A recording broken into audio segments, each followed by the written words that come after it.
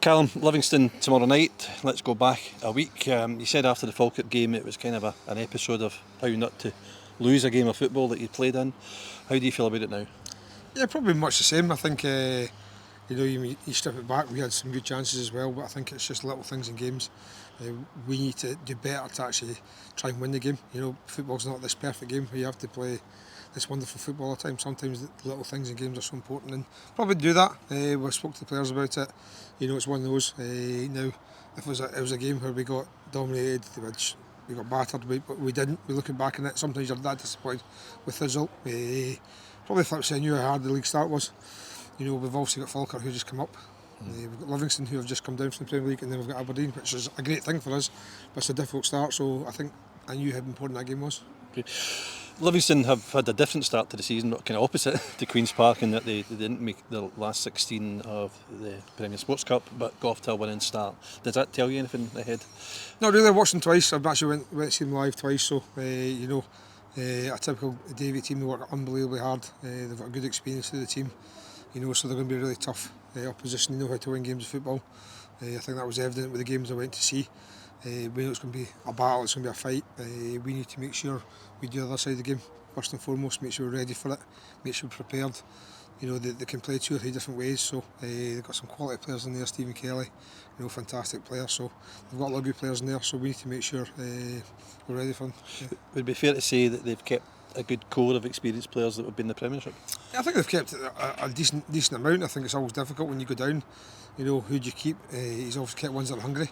He's added a few more in, so he's got that bit of experience through the team, and I think in this league that's sort of vital. So I think it's going to be tough. I think they will be probably slight favourites for the league. So we know we're going to have to be up against. We struggled a wee bit last year against Dundee United, and they were the favourites. We need to make sure we're play smart. We don't go chasing everything, maybe like we did on Friday night. We're a little bit more composed when we don't have the ball, and then show our qualities when we do have it. Callum, we've talked a wee bit there about Livingston's squad. Could you maybe give us an update in the Queen's Park squad?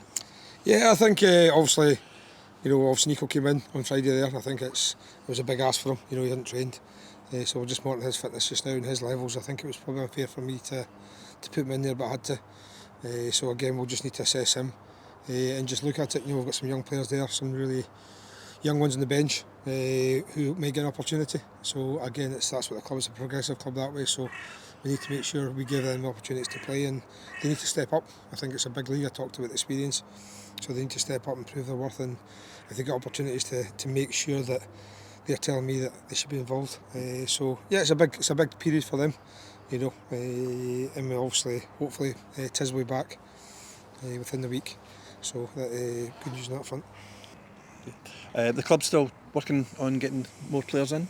Yeah, trying. At the moment, obviously, with Foxy, obviously sustained that injury. Is a massive blow for us. So working really hard in that department. It's one of those we've had targets, but they're not as easy to get in. Obviously, money situation. I think we need to make sure we get it right for the club. We can't just go and get players in willy-nilly. I think it's one of those we need to make sure we're doing the right thing and being proactive with it. But hopefully, we'll get something through the door. Okay. Let's finish it on a positive note. I don't know if you're aware, Chris Sutton was talking about you during the week. Really? Describing you as a former teammate during the St Johnstone Aberdeen game. I presume you were there doing your homework in Aberdeen.